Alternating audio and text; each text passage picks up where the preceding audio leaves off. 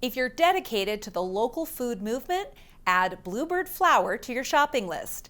It's about as Southwest Colorado local as you can get.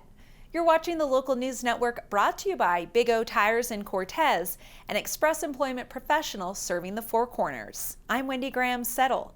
The Tanner family likes to keep things traditional. They own Cortez Milling, a small flour manufacturer just a few blocks south of Main Street in a location that used to be in the country, but now it's surrounded by subdivisions.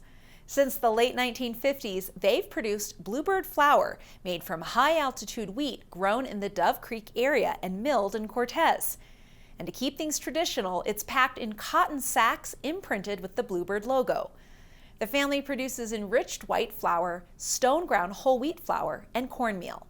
It's carried by Krager's, Albertsons, and Safeway throughout the Four Corners states. And it's fresh.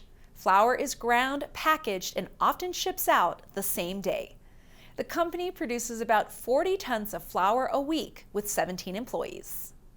What makes the flour fresh and give it that special taste too is that once we mill it, we only have it sitting over here in our warehouse, sometimes for just the day. Sometimes it's going out the same day that it's milled. So then obviously in that case, it would get to the store probably the next day.